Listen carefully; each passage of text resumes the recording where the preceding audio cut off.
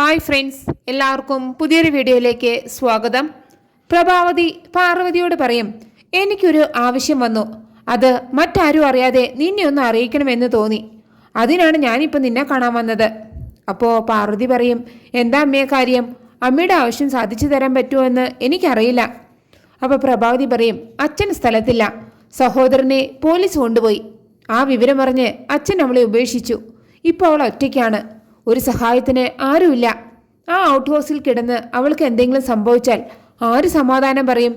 തെറ്റ് പറ്റാത്തവർ ആരുമില്ലല്ലോ. അവൾ ചെയ്ത തെറ്റിന് അവൾ നിന്നോട് മാപ്പും പറഞ്ഞു. ഈ സാഹചര്യത്തിൽ അവളെ ആ ഔട്ട് ഹൗസിൽ ഒറ്റയ്ക്ക് താമസിപ്പിക്കുന്നത് ശരിയല്ലല്ലോ. അവളെ ഇറക്കിവിട്ട നിന്നോട് പറയാതെ ഞാനത് ചെയ്യുന്നതും ശരിയല്ല. അപ്പോൾ പാർവതി പറയും, ജാസ്മിനെ ഈ വീട്ടിൽ നിന്ന് ഇറക്കിവിട്ടത് ഞാനല്ല, ഗാർഗിയാണ് അവളെ ഈ വീട്ടിൽ നിന്ന് ഇറക്കിവിട്ടത്. അതുകൊണ്ട് തന്നെ ഇറക്കിവിട്ട ആളെ തിരിച്ചു കയറ്റണമെങ്കിൽ ഗാർഗിയുടെ അനുവാദം വേണം. അതിലുപരി ജാസ്മിനെ വീണ്ടും ഈ വീട്ടിൽ കയറ്റി താമസിപ്പിക്കണമെങ്കിൽ വിശാൽ സാറിൻ്റെ അനുവാദവും വേണം. ഗാർഗിയും വിശാൽ സാറും അനുവദിച്ചാൽ ഞാൻ എതിര് പറയില്ല. അപ്പോൾ പ്രഭാവതി പറയും, ഓഹോ, വിശാലും ഗാർഗിയും സമ്മതിച്ചാൽ പിന്നെ നിന്റെ അനുവാദം ആർക്ക് വേണ്ടടി? അപ്പോൾ പാർവതി പറയും, വേണം. കാരണം ഉടമ്പടി കരാർ അതിപ്പോഴും എൻ്റെ കയ്യിൽ ഭദ്രമായിട്ടുണ്ട്. അപ്പോൾ പ്രഭാവതി പറയും, എന്താണ് നടക്കാൻ പോകുന്നതെന്ന് നീ നോക്കിക്കോടി എന്നും പറഞ്ഞിട്ട് പ്രഭാവതി പാർവതിയോട് ദേഷ്യപ്പെട്ട് അവിടെ നിന്ന് പോവുകയാണ്. അതേസമയം സുശീല വിശാലിനോട് പറയും, ഒരു പ്രശ്നമുണ്ട് വിശാൽ, കുറച്ച് സീരിയസ് ആയ പ്രശ്നമാണ്. അപ്പോൾ വിശാൽ ചോദിക്കും, എന്താ ഇത്ര സീരിയസ് ആയ കാര്യം? അപ്പോൾ സുശീല പറയും, നടക്കാൻ പാടില്ലാത്ത കാര്യമാണ് ഇവിടെ സംഭവിച്ചത്. അത് നാണക്കേട് തന്നെയാണ്, പക്ഷേ അത് നടന്നു കഴിഞ്ഞു. ഇപ്പോഴത്തെ പ്രശ്നം പാർവതിയാണ്. അപ്പോൾ വിശാൽ ചോദിക്കും, അവളിപ്പോൾ എന്ത് പ്രശ്നമാണ് ഉണ്ടാക്കിയത്? അപ്പോൾ സുശീല പറയും, എഗ്രിമെൻ്റ് പേപ്പർ എന്ന് പറഞ്ഞ് അവളൊരു വെള്ള പേപ്പർ സൂക്ഷിച്ചു വെച്ചിട്ടുണ്ടല്ലോ. ആ എഗ്രിമെൻ്റ് പ്രകാരമാണ് ജാസ്മിനും ജിതിനും ഔട്ട് ഹൗസിലേക്ക് താമസം മാറേണ്ടി വന്നത്. ജിതിൻ അറസ്റ്റിലായതോടുകൂടെ ജാസ്മിൻ ഒറ്റപ്പെട്ടു. അവളെ ഒരു പെൺകുട്ടിയാണ്, അവളോട് അല്പം മനുഷ്യത്വം കാണിക്കണമെന്ന് ഞങ്ങൾക്ക് തോന്നി. അവളെ ഒറ്റയ്ക്ക് അവിടെ നിർത്തുന്നത് ശരിയല്ല. എന്തെങ്കിലും സംഭവിച്ചാൽ അത് ഈ കുടുംബത്തിന് തീരാ കളങ്കമായി മാറും. അപ്പോൾ വിശാൽ പറയും, എന്തെങ്കിലും സംഭവിച്ചാൽ അതിൻ്റെ ഉത്തരവാദിത്തം നിങ്ങൾക്ക് തന്നെയാണ്. എന്നെ കൊല്ലാൻ ശ്രമിച്ച കുറ്റത്തിന് അവളുടെ ആങ്ങളെ അറസ്റ്റ് ചെയ്തു കൊണ്ടുപോയിട്ടും അവളോട് നിങ്ങൾക്ക് സിമ്പതി.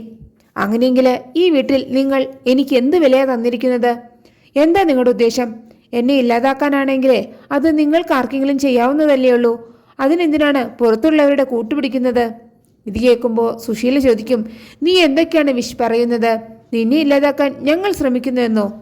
അപ്പോൾ വിശാൽ പറയും, ആൻറ്റി ഇപ്പോൾ പറഞ്ഞില്ലേ ഞങ്ങളെന്ന്, അതിൽ തന്നെ വേർതിരിവ് വ്യക്തമാണ്. ഞങ്ങൾ നിങ്ങളെന്ന വേർതിരിവ് എന്ന് മുതലാണ് ആൻറ്റി ഈ വീട്ടിലുണ്ടായത്? ഇത് കേട്ടുകൊണ്ട് അവിടേക്ക് വരികയാണ് കേട്ടോ പ്രഭാവതി.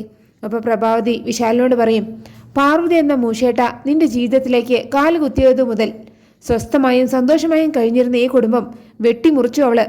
എന്തിനു വേണ്ടിയാണ്? ഈ കണ്ട സ്വത്ത് മുഴുവനും അവൾക്ക് ലഭിക്കാൻ വേണ്ടി. ഇത് കേൾക്കുമ്പോൾ വിശാലിന് ദേഷ്യം വരികയാണ് കേട്ടോ.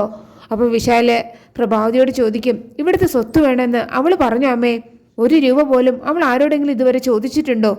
ഇപ്പോഴത്തെ ഇവിടുത്തെ വിഷയം അതൊന്നുമല്ല. ജാസ്മിനെ ഇങ്ങോട്ട് തിരിച്ചു കൊണ്ടുവരണം എന്നാണ് നിങ്ങളുടെ ഇപ്പോഴത്തെ വിഷയമെന്ന് എനിക്ക് മനസ്സിലായിട്ടുണ്ട്. എന്നെ കൊല്ലാൻ നോക്കിയ ഒരുത്തൻ്റെ അനിയത്തിയെ വീണ്ടും ഈ വീട്ടിൽ കയറ്റി താമസിപ്പിക്കാൻ നോക്കുന്നത് എന്തിനാണെന്ന് എനിക്ക് അറിയണം. അതിനുശേഷം ആലോചിക്കാം നിങ്ങളുടെ ആഗ്രഹം നടത്തണോ വേണ്ടയോ എന്ന്.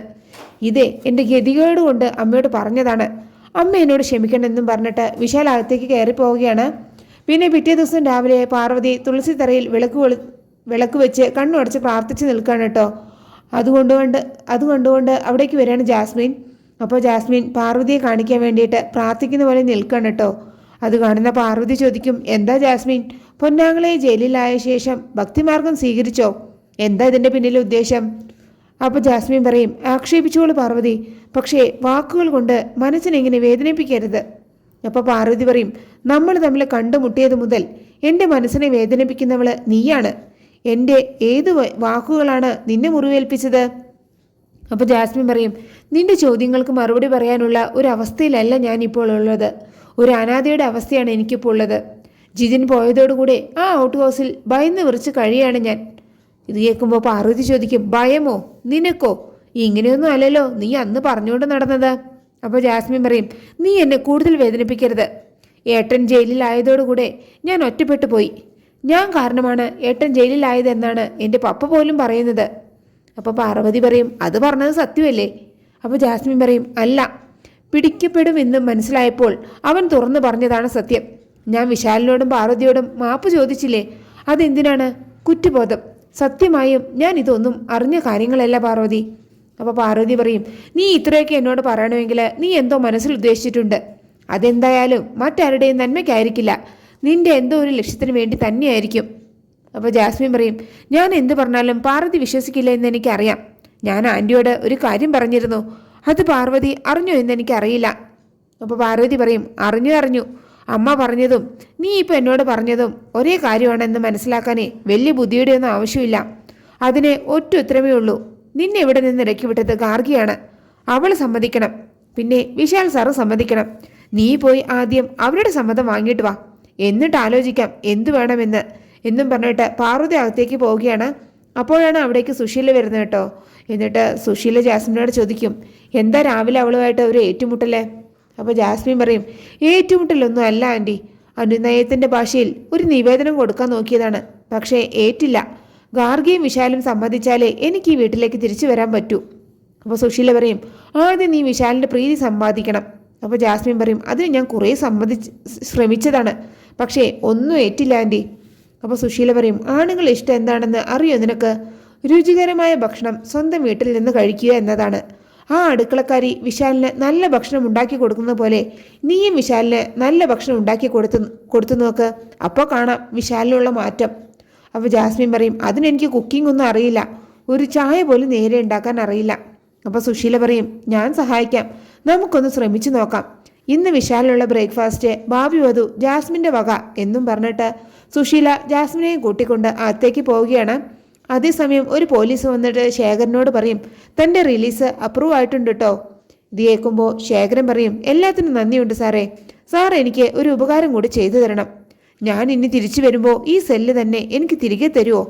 ഇത് കേൾക്കുമ്പോൾ ആ പോലീസ് പറയും നിന്റെ ജീവിതത്തിൽ സംഭവിക്കാൻ പാടില്ലാത്തതൊക്കെ സംഭവിച്ചു, എല്ലാം വിധിയാണെന്ന് കരുതി നീ സമാധാനിക്കണം, എന്നിട്ട് നീ ഒരു പുതിയ ജീവിതം ആരംഭിക്കണം. നിന്റെ ഈ അവസ്ഥയ്ക്ക് കാരണം നിന്റെ ഭാര്യയാണെന്ന് നീ പലപ്പോഴും പറയാറുണ്ടല്ലോ, എന്താ നിന്റെ ഭാര്യയുടെ പേര്? അപ്പോൾ ശേഖരൻ പറയും പ്രഭാവതി. അതേസമയം പ്രഭാവതി ഗായത്രി അമ്മയുടെ ഫോട്ടോ നോക്കിയിട്ട് പറയും എന്നെ തകർക്കാൻ കച്ചുകെട്ടി ഇറങ്ങിയിരിക്കുകയാണല്ലേ നീയെ? ഈ പ്രഭാവതിയെ ഒരിക്കലും തകരില്ല. എന്ത് ലക്ഷ്യത്തോടെയാണോ ഞാൻ നിന്നെ ഇല്ലാതാക്കിയത് ആ ലക്ഷ്യസ്ഥാനത്ത് തന്നെ ഞാൻ എത്തും. അതിനുവേണ്ടി എൻ്റെ മുമ്പിൽ വരുന്ന എല്ലാ തടസ്സങ്ങളും ഞാൻ വെട്ടിമാറ്റും. പ്രഭാവതി എന്തെങ്കിലും തീരുമാനിച്ചാലേ ആ തീരുമാനം അവസാനത്തേതായിരിക്കും. ഇതും കണ്ടുകൊണ്ട് അവിടേക്ക് പ്രതാപം വരികയാണ് കേട്ടോ. അപ്പോൾ പ്രതാപം ചോദിക്കും ഇതെന്താ പതിവില്ലാത്തൊരു കാഴ്ച, കുംഭസാരമാണോ ചേച്ചി? അപ്പോൾ പ്രഭാവതി പറയും കുംഭസാരമോ മാപ്പ് പറച്ചിലോ അല്ല, ചില തീരുമാനങ്ങൾ ഉടനെ എടുക്കണം. കഴിഞ്ഞ കുറച്ച് ദിവസങ്ങളായിട്ട് ഈ ഗായത്രി കാരണം എനിക്ക് ഉറങ്ങാൻ കഴിയുന്നില്ല. ഗായത്രിയോട് നമ്മൾ ചെയ്ത ഓരോരോ ക്രൂരതകൾ മനസ്സിനെ അലട്ടിക്കൊണ്ടിരിക്കുന്നു. അതിനുള്ള പരിഹാരം ഉടനെ കണ്ടെത്തണം. അപ്പോൾ പ്രതാപം പറയും പെട്ടെന്നൊരു പരിഹാരം എന്ന് പറഞ്ഞാലേ കുറച്ച് ബുദ്ധിമുട്ടാണ്, ഒന്ന് തുടങ്ങിക്കിട്ടിയാൽ മതി, പിന്നെ കുഴപ്പമില്ല. അപ്പോൾ പ്രഭാവതി പറയും ഗായത്രിയോട് ചെയ്യാൻ തുടങ്ങിയ ദ്രോഹത്തിൽ നിന്നാണല്ലോ എല്ലാത്തിൻ്റെയും തുടക്കം. അന്നു മുതൽ ഇന്ന് വരെ ചെയ്യുന്ന ദ്രോഹങ്ങൾക്ക് ഒരു കുറവും വന്നിട്ടില്ല. ഇത് കേൾക്കുമ്പോൾ പ്രതാപൻ ചോദിക്കും നമ്മൾ ഗായത്രി ചേച്ചിയോട് കുറേ ദ്രോഹങ്ങൾ ചെയ്തിട്ടുണ്ട്, അതിലെ ഏത് ദ്രോഹത്തെക്കുറിച്ച് ആലോചിച്ചിട്ടാണ് ചേച്ചിക്ക് ടെൻഷൻ? അപ്പോൾ പ്രഭാവതി പറയും ഗായത്രിയുടെ കള്ളപ്പെട്ട് നീ 50 ലക്ഷം എടുക്കാൻ നോക്കിയ കാര്യം നിനക്ക് ഓർമ്മയുണ്ടോ പ്രതാപ? അപ്പോൾ പ്രതാപൻ പറയും ഞാൻ ആയിരക്കണക്കിന് കള്ളങ്ങൾ ചെയ്തിട്ടുണ്ടെങ്കിലും ഇത് മാത്രം ഒരിക്കലും മറക്കില്ല ചേച്ചി. ഇവർ ഈ സംസാരിക്കുന്നതെല്ലാം ആരോ ഫോണിൽ റെക്കോർഡ് ചെയ്യുന്നുണ്ട്. അങ്ങനെയാണ് ആ എപ്പിസോഡ് അവസാനിക്കുന്നത്. നിങ്ങൾക്ക് എൻ്റെ റിവ്യൂ ഇഷ്ടമായാൽ മറക്കാതെ എല്ലാവരും ലൈക്കും സബ്സ്ക്രൈബ് തന്ന് എന്നെ ഒന്ന് സപ്പോർട്ട് ചെയ്യണേ പ്ലീസ്.